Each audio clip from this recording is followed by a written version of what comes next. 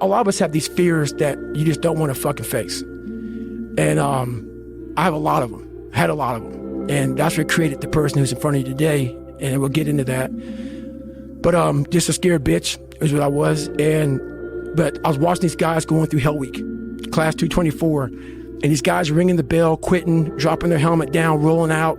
A lot of guys just leaving. And it made me reflect on my fears, my insecurities. And I saw real men, what I thought were real men who were staying, who were overcoming adversity, who were overcoming all these different things that I had blamed so many fucking people in my life, my dad, my mom for not being there.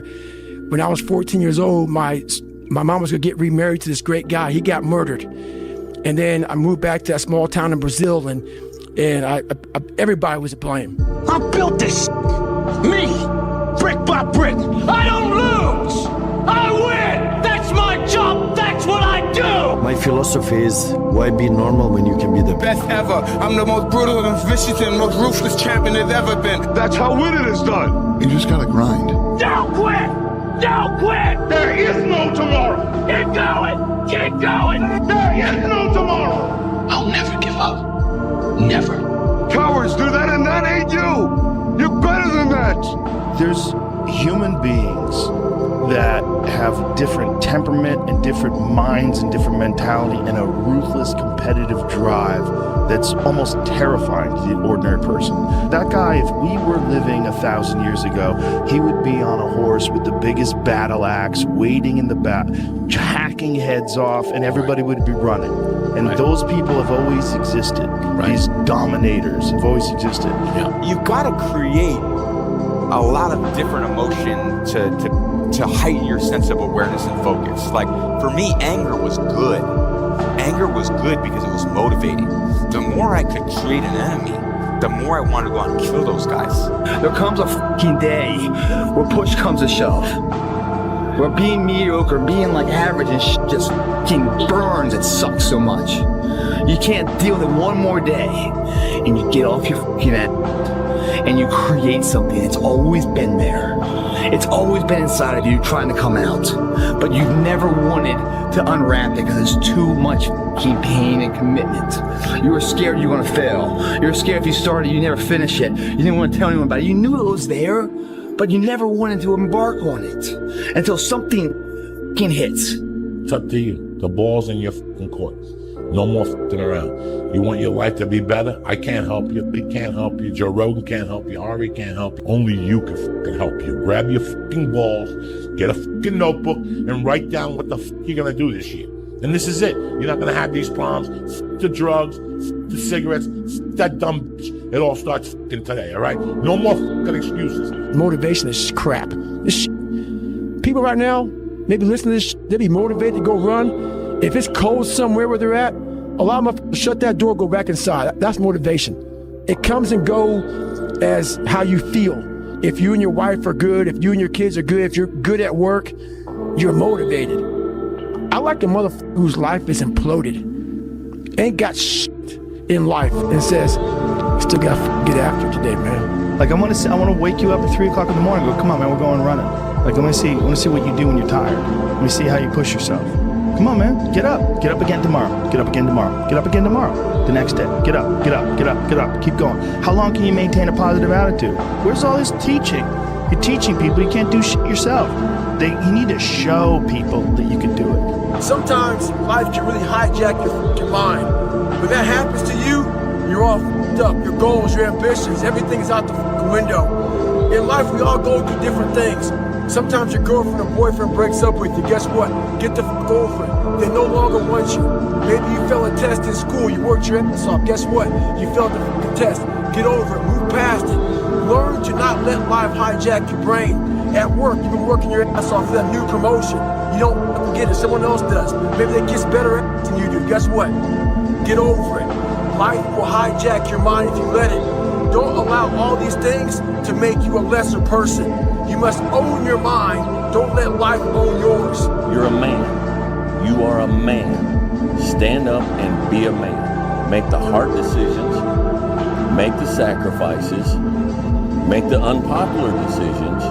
And become comfortable in your own skin. And if you are not a person that you are comfortable being alone with, that is the one person in this universe that you have full power, full right, full responsibility to change. You have to be open-minded to the possibilities that I can do this. Once you shut your mind down to the possibility that it can be achieved, there's no way it can happen. So that's why my eyes and my body light up about things, because I know that if you're in a fight, you have to attack. You have to keep attacking. The enemy has to know he is not going to give up. You must break the soul of whatever the fuck is in front of you. If you keep on attacking something, nothing wants to stand in front of anything that is relentless. Nothing. Whatever you do, you've got to be a little bit gone to it. You're not all there. You've got to be almost insane to your craft. Not a lot of people can understand that. That's why I don't know about nothing else. I do not pay attention to nothing else. There was games of football on yesterday, there was rugby, there was this, there was that. And like normal society is like, let's talk about this and let's engage in this. And I can't do it. I just don't, people are talking to me and in my head I'm counting something. I'm counting up a number or I'm knee deep in a sequence on the mat or on the feet. That's my life, sequences and numbers, nothing else. I cannot pay attention to nothing else. Start walking. You got to start walking because the perspective's not going to change. You have to start moving forward. You have to start taking steps in order to improve your vision, improve your perspective, change your perspective, make some kind of progress. And worst case scenario, you figure out that you walked the wrong direction. Okay, now you can go walk in the other direction. And that's going to be fine. But standing there lost and not doing anything is just waiting to die, waiting to starve to death. Don't let that happen. I don't quit. You know, I may not make it the first time, but I'll come back. I gotta get my head back in the game. I gotta figure this shit out. It doesn't mean you leave. It means you study it more. It means you study it more. And whenever I fail at something, people always say, man, how do you handle failure, man? I fail a lot, dude. I fail all the time. They go, how do you handle it? What I'm trying to do, and this isn't being arrogant, man. It's being real. Not many people are trying to do. I'm trying to do shit, man, that many people aren't trying to do, but I don't look at failure as failure. I look at failure as your first, second, third, fourth, fifth attempt. I look at them as attempts. I don't look at anything as failure. Because when you're going to try to do something, not trying is failure. That's not some after school special shit. But when you're able to go out there is no failure. It's attempts. So many of us come from these small places in our mind that we're not willing to think outside of only what we've seen. Our mind works in such a small compartment. And one thing I was able to do was to dream. And until you're able to really put yourself into that dream, but don't make dreams your master, that's where you truly become what you're destined to become. You know the expression I always say, guys? We burn the midnight oil now, otherwise you stay awake from the midnight hours wondering what if. We destroy that here tonight. It's 2 a.m. right now. No one here. Monitor to monitor, me and you, and where we want to go tomorrow. 2 a.m. What I love about 2 a.m. is that we're not living by the clock, man. If you got the clock says 10 o'clock time to go to sleep, or 9 to 5 time to go to work, that's bullshit. If you're in bed right now and you're rolling around, you can't fall asleep, get the fuck up.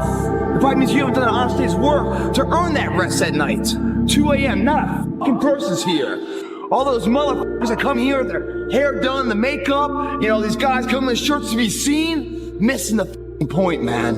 Missing the point. You're not in here to get an achievement. You're in here to pay your fucking dues, so later in life, you never wonder what if. We're putting the work in now, so we never wonder what if. Not run by the clock. Run by our desire where we want to go tomorrow. I became obsessed with being the baddest motherfucker that God ever created. Am I that? I don't care. I believe it. And I was trying to tell him, once you become obsessed with something, it's okay to be unbalanced for a while. It's okay. Don't be all this stuff people say, you gotta be balanced. To be the best in the world at what you do. It's not about being a Navy SEAL, people. The best at what you do, you have to be unbalanced to find every bit of fucking energy and strength that you have to pull it off. Then you get balanced once you become great. your attitude has a giant effect, not just on your life, but on other people's lives around you. That's the other thing about it. Those I can't catch a break guys, get them the fuck away from me. I can't be around those guys. I don't want to hear that shit. I don't want to hear that shit. I don't buy it. Because everybody has bad breaks. Yeah. I've had a ton of bad breaks. But you know what I did? I stayed up. Yeah. And I thought through it. And I figured out what the fuck I did wrong. And then I went back. It's like, I fucked up everything I've ever done 100 times. There's no other way to do it. And I've had a bunch of shitty breaks. Everybody has. But you got to realize when you have those shitty breaks what that is. It's an opportunity for you to reassess, reboot, get better, figure out another way, find another way through. It's just little challenges. And the people that look at those challenges and go, why always have these challenges? They're cancer. Those people are dangerous to be around. They will rob you of your enthusiasm. They don't give you any fuel. They're the opposite of fuel. Yeah. The only thing that you can do is win so big that all of them constantly compare themselves to you, and then you'll forget they exist. Success is the only revenge. He's like, it's not the best revenge. He's like, it's the only one. There's no other revenge. Because everything else is petty. Everything else does show that you were thinking about these people all day long, which means they win by default. He's like, all you can do is think about your goal and winning. He's like, and when you win, that's when you become so big that they shrink into irrelevance. You cast a shadow that no one even can see them behind you. Life isn't fair at all. At all. So what are you going to do about it? I knew that no one was coming back to help me. No one's going to miracle me to be somebody special. So mentality is the only thing that gets us through life. I was an underdog. We are all underdogs in life. Even the baddest person in the world should think that way. So you should always have I've never arrived mentality. And the can't hurt me mentality is no matter where you come from, the sewer or wherever you think you're from. When I got out of the sewer, I got to the road and looked around and said, can't hurt me. There is a period in everybody's journey where they are so different because they've started to do new things that they no longer fit in with their old set of friends. But they're not sufficiently developed that they've gained their new set of friends. And they're unsure. Should I go back? Should I lean back into getting a bag in with the boys on a weekend? Is that the highest, way that I can live my life passion forward? Because that's what everybody else does. And all of my friends are taking the piss. Oh, not drinking again. Too good for us, are we? Not going out again this week. Oh, okay. Well, enjoy staying in home and reading. Fucking nerd. So you're going to feel the pain of being ostracized from the group of friends that you used to have. But you're stuck in this messy middle where you haven't yet worked out who you are on the other side of this. And that lonely chapter that's in the middle is something that I would say almost nobody that I've ever met who has gone from a place where they are to a place where they want to be hasn't gone through. There's times where you can go without your friends, you can go without going out, you can go without other people around you. You have to separate yourself from the pack. You have to be willing to spend time with yourself. Greater the sacrifice, greater the reward. This is so true.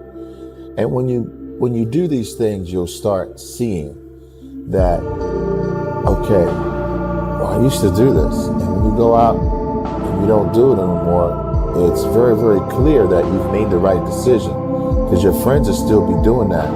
And you'll find yourself that you don't fit in with the crowd anymore. You just don't fit in. I got something to, you'll start getting away from people that are negative. You only want to be around positive.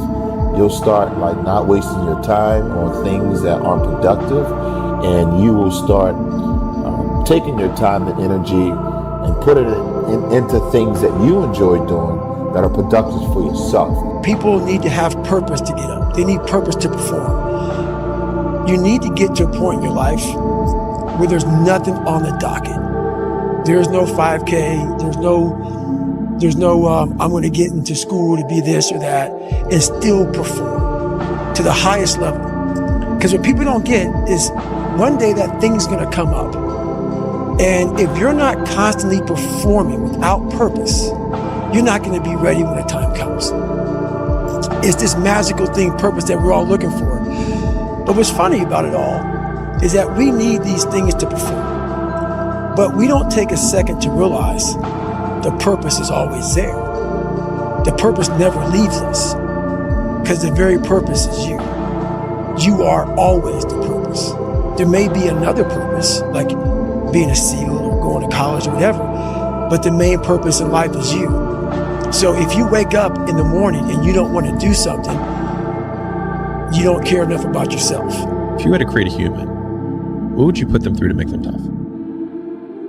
It probably wouldn't be a really chill life. What would you put them through to make them patient? You probably wouldn't give them things immediately. And so it's like we want these traits, but each of the traits has a price tag attached to it. It's just like, do you want to pay the price tag to get the thing? And so I think if people reframe the period of life that they're going through as the price that they're paying out of their wallet, but the wallet is their time, it's the seconds of life that they're trading for it, then I think more people would be willing to make the trade. Because at least when I look at myself, like when I'm 80 something years old and I'm looking back at my life, I want to have these traits. But in order to have those traits, I know I have to go through these things. And I think for me, that's given me a lot of comfort in hard times. I always fix the things on the surface. So if I couldn't read and write, I learned to read and write. I would always fix these things on the surface level. And so whenever something hard would raise its ugly head, I didn't have any kind of tools to handle it. Like, man, I thought I fixed this already, man. But no, I didn't go deep into the dungeon of my soul and say, okay, what is making you a quitter? What is making you a weak man? What is making you afraid? And so that's why I kept on quitting and going back to start, or not knowing how to get through hard times. And that's why I always tell people, I'm not a theorist. I didn't study, I didn't study a book. I literally put myself in a fire repeatedly like a sword. You put a sword in the fire repeatedly and repeatedly. If you keep on doing that, you're gonna get a nice sword. And then you keep on beating it. You gotta beat the shit out of it. And that's what I am. Yeah. I became that. I said, okay, we can't quit.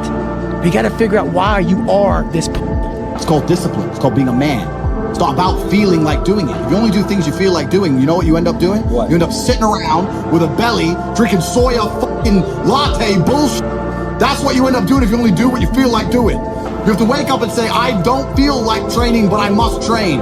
I will only drink water. You need to do what you're supposed to do, not what you feel like fucking doing. That's the difference between a man and a fucking child. You do not become a man doing what you feel like doing. You become a man doing what you're supposed to fucking do. The men on the Titanic didn't feel like dying that day. It's your duty. Imagine you're on your deathbed, and standing around your deathbed are the ghosts representing your unfulfilled potential. The ghost of the ideas you never acted on. The ghost of the talents you didn't use. And they're standing around your bed, angry, disappointed, and upset. They say, we came to you because you could have brought us to life, they say.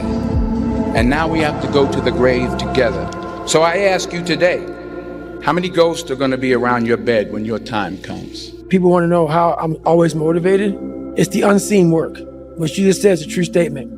I'm out running at 2 o'clock in the morning, 1 o'clock in the morning, in the gym, long sessions by myself. That's real. How I'm able to just extract dopamine, the good dopamine whenever I want. Man, I've trained 99% of my life alone. No one pat me on the back. I did all of the work alone. And while I'm still hard on myself, I know what I did. So whenever times get bad for people, all this, who's gonna carry the boats and love? That's real. I hate that people know me for that guy, because that guy is not every fucking day. Like when they see me, they want that energy. That's not me every day. I can extract it immediately when I need to, because when you train alone, and I lived alone for so many years in this misery, and you're able to get out by yourself. If you stay in your comfort zone, that's where you will fail. You will fail in your comfort zone. Success is not a comfortable procedure. It is a very uncomfortable thing to attempt. So you got to get comfortable being uncomfortable if you ever want to be successful. Look, I'd love to sugarcoat this thing for you. I'd love to tell you, look, you can go out here and get rich, do a couple of things. That ain't happening. You got to get real doggish. So I define learning by same condition, new behavior. And so when you go to a video game and you battle through the level and you battle the boss, if you keep doing the same thing to the boss and you keep losing, then you have not learned, because you have the same condition and the same behavior. And so I often say that, like, for anyone who's listening to this podcast, if the goal is to get better and you're like, man, I really want to learn something from this podcast. If you listen to this podcast and then you're in the same exact conditions as you were before, and then you do not change your behavior, you learned nothing. But I had this fire that I'm going to be somebody.